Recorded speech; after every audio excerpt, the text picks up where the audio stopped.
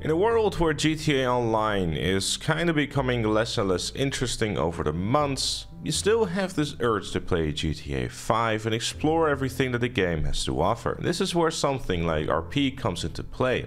You probably clicked on the video wondering, how exactly do I get into it? Well, with the thanks of GrandRP, I'm able to show you how you too can get started in the world of roleplay.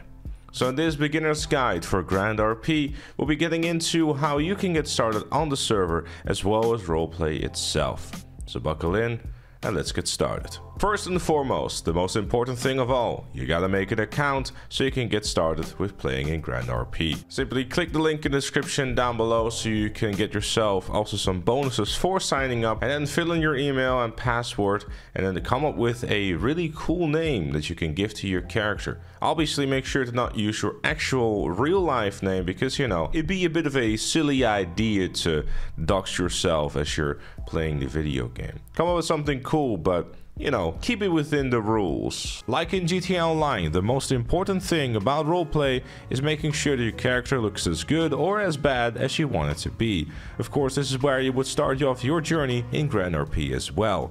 Adjust the nose a few too many times, and like before you know it, you have whatever this is. Once you're in game, you'll start off in the hotel. From there, you want to make your way to the hotel lobby.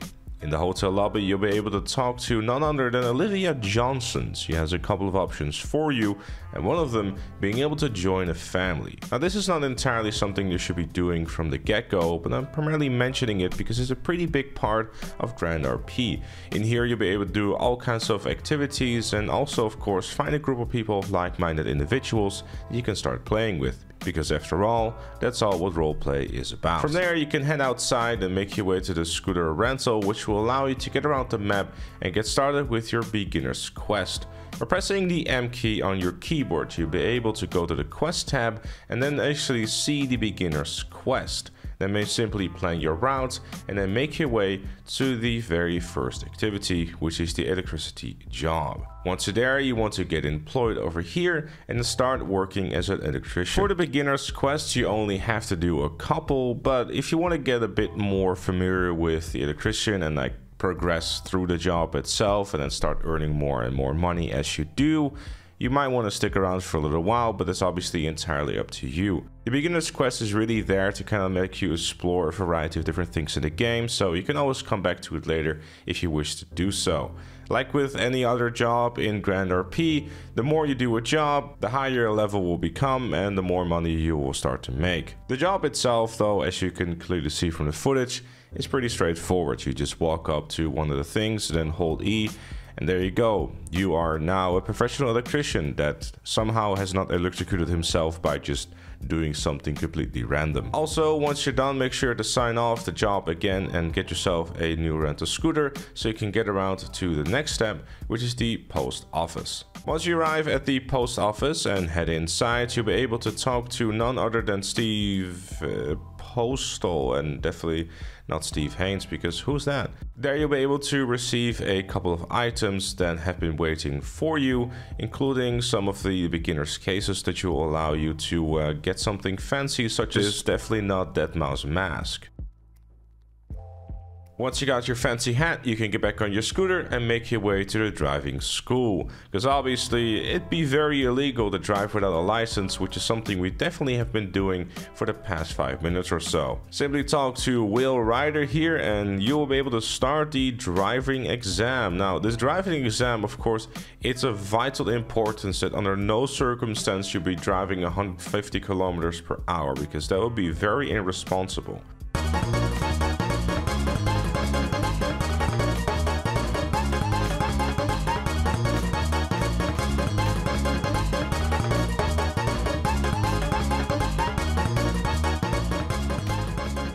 Simply pass your way through all the checkpoints, and once you're done with that, you have officially shown the city that you are able to drive at high speeds without crashing. After that, you'll be giving the very responsible action of being given a supercar, which will go even faster. But if you're like me and you made a bit of an oopsie and went in the wrong direction, you will be punished because I now no longer have any tires left. But that's fine, because that's where this guide is for, so I can show you things that you should and should not be doing. That is one of them. Don't make the same mistake as me. It does not go very fast if it has no tires. Whether you have tires or not, you want to make your way to Grapeseed, where you'll be able to find the next step in the beginner's quest, which is the farming job. A pretty straightforward job that works just like the electrician one, where you go up to the counter, you be like, hey, I'd love to actually be a functional member of society, and then you go and fill up your little canister for some watering, and then you go water. That's just pretty straightforward stuff. As you can tell in the footage, you'll need to do quite a few of these in order to level up, but like I said before in the electrician job, if you do plenty of them, you'll start earning more and more money, and as far as I'm aware, you can also start making some pretty serious cash if you stick with it. Having said that, if you're kind of done with this and you're no longer feeling like being the next John Marston, then you can go and move on to the next step of the beginner's quest. Once you're done living out your farmer's dream and you feel like you've had enough for one day, you can make your way back on to your scooter and then head back to the city for the next part of the beginner's quest.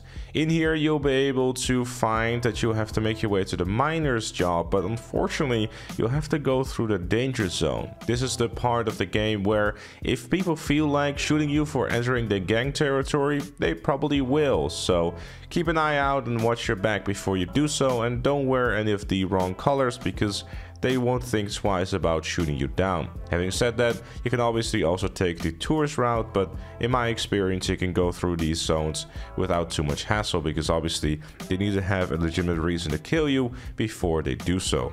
That is roleplay after all. Once you're at the miner job, you simply want to talk to the fella and you'll be able to just simply sell the copper you have been acquired before.